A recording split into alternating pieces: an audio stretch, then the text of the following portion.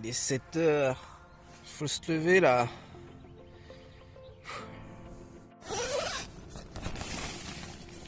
Je suis clacos.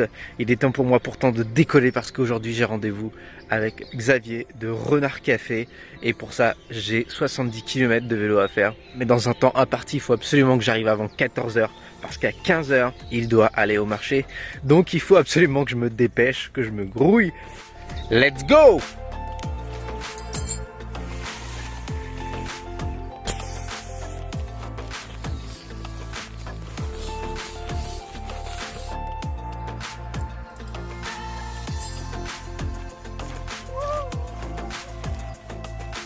Pour le pliage, c'est assez simple.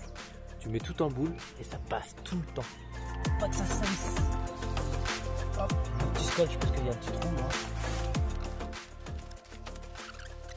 À la mettre dans le sac. T'as vu les petits scotch pour protéger la fourche et le porte-bagages? Parce que sinon ça frotte et ça creuse.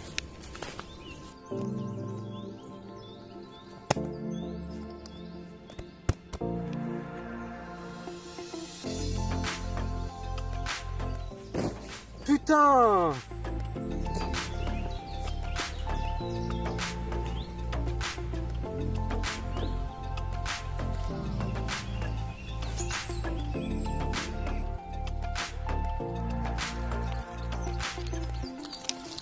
Allez, c'est parti!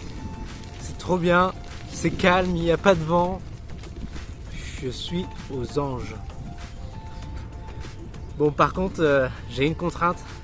C'est qu'il va falloir que je pédale à mort si je veux à la fois faire des vidéos et arriver à l'heure parce que j'ai 70 km à faire.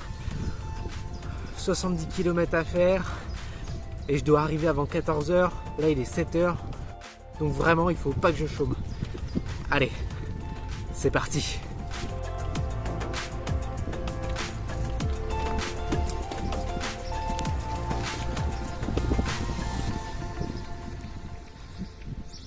Oh, c'est trop beau, c'est vraiment trop bien. Voyageur en vélo, pas souvent.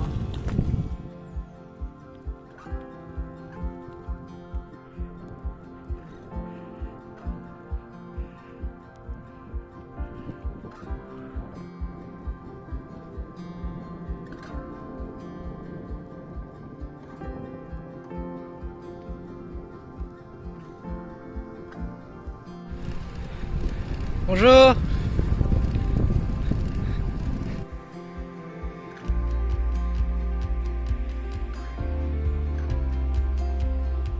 Bon allez, il me reste plus que 22 km pour arriver chez Xavier. Et le parcours était... là j'ai fait 50 km, c'était vraiment trop bien quoi. Très très joli. Je recommande vivement de faire ce trajet en vélo. J'en ai pris plein les mirettes. Voilà. Allez, on se donne rendez-vous chez Renard.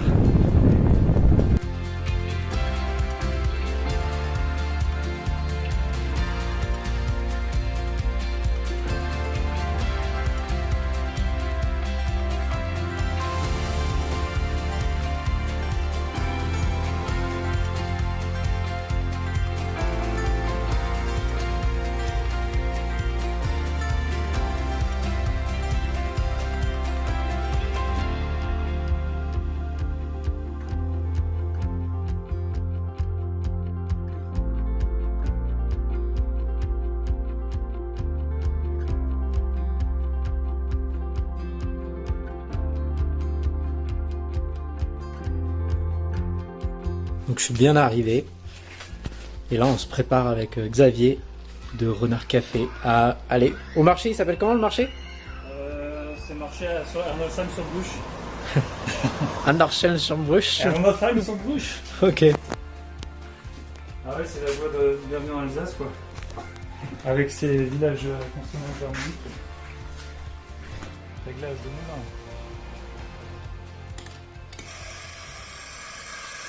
J'aimerais bien goûter un petit café. C'est À quoi? Tu goûtes quoi? Ouais, j'ai que le Brésil à goûter en fait. Bah ouais. Ok, d'accord. Bah, C'est le classique que Tu j'ai. goûtes le Brésil, c'est bien. C'est celui-là qui m'intéresse, franchement. C'est quoi parce que j'aime bien les qui sont intenses, forts comme ça. Intense. Ouais. Bon, en fait, ce serait le Brésil, mais après, je veux dire, ils vont être. La force, ça dépend tout du dosage que tu fais en fait. Sur la cafetière. Ouais, en Ou fait, sur. bah, toutes les machines, ça dépend de la dose que tu Ouais. injectes dedans en fait. Ouais. C'est ça qui va influencer sur la force. Bah si, on peut le raison là, sur la démo. Ah bon? Oui, tu sais, je l'ai mis tout le temps sur le marque. Trop bon ce café. J'aime pas comment ça se déguste. Tu le bois, Tu bois et Et si t'aimes bien, c'est bon. c'est comme tout, c'est des produits que tu connais pas forcément, tu bois et tu t'attends de voir quelle réaction ça fait. Incroyable. C'est vrai qu'il est... Moi, je pensais que D'où, j'aimais bien les ration. boire fortes, mais... Ouais, il est nickel. Hein. Et du coup, en fait, regarde toute la fraîcheur. Salut. Tu le sens même à travers. Non, franchement, c'est incroyable. Bon voilà, le marché se termine, il est 19h10, on va rester encore 50 minutes. Ça a plutôt très très bien marché. On partait un peu défaitiste et puis finalement ça a cartonné comme il faut. Là on va rentrer, on va manger tranquillement. Et demain matin on va se faire des cafés cupping à fond. Ça va être cool.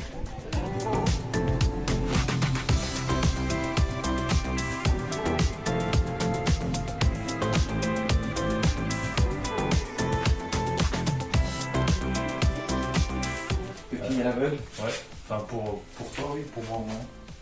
Mais ouais en fait j'ai un peu de tout en fait, c'est principalement, si je dis pas de conneries, ouais, Amérique du Sud. Ok. Amérique du Sud, ouais. Il a un peu moins de corps mais il est plus présent par l'acidité. Ouais, tu vois que c'est quand même un café qui est chaud et plus intéressant qu'en refroidissant. En fait des fois t'as un peu cette frustration quand t'as torréfacteur, tu sais que t'as des bons produits et en fait t'as envie que tout le monde découvre la potentialité du truc, mais en fait la plupart des gens ils sont fous. Ouais, c'est ça.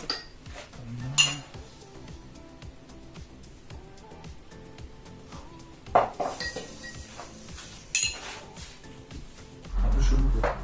Est-ce que tu peux avoir un café qui est sous-développé et avoir du blé de... Bah ouais en fait parce que si tu la torréfies hyper rapidement, t'as brûlé l'extérieur et en fait à l'intérieur il a pas eu le temps de se développer, donc tu peux avoir les deux en fait en un. Pour moi c'est pas un café que j'affectionne particulièrement. Et justement ce qui est compliqué des fois, soit avec le Pérou, c'était d'avoir ce côté amer qui pouvait rester et pas avoir le côté fruité. En fait tu t'essayes d'avoir un côté fruité et pas d'amertume en fait. Non mais par contre ce que je kiffais moi c'était, j'avais hâte de retourner dans ma... T'imagines d'ailleurs, j'avais hâte de remonter ma tente et de me retourner dedans. Ouais je dormais tellement bien. Mais moi je dors trop bien dans ma tente aussi, pareil hein. Bon attends, on va faire une petite photo.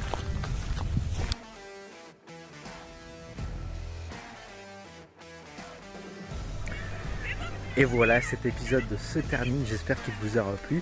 Si c'est le cas, je vais essayer de faire plus régulièrement des vidéos mêlant mon voyage vélo et le café.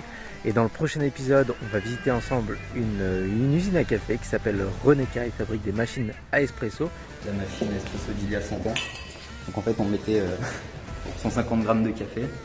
C'est vrai, 150 grammes. Ouais. Donc voilà, on mettait beaucoup de café. Le porte-café était absolument énorme.